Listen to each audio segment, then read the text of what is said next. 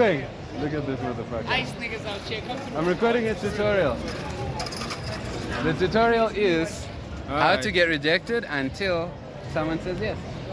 How to get rejected until someone says yes. Yeah.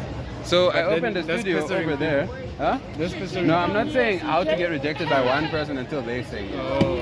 How to get rejected by anyone and everyone that you want to take a photo of until that one person who you're supposed to take a photo of says yes. So this damn video is now 8 minutes long. Huh? That's a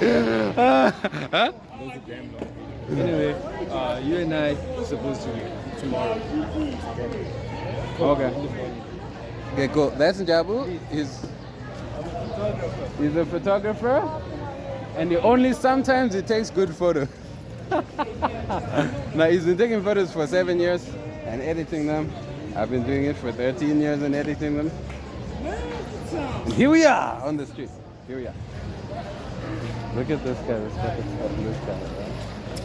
Right? So weird. Is that guy from before? He's walking past me again. One sort of like sort of spikier hair, something like this. I don't feel like he's the nicest person, but yeah. It's fine. The most beautiful person is like walking away into the mall. It's fine. Wow.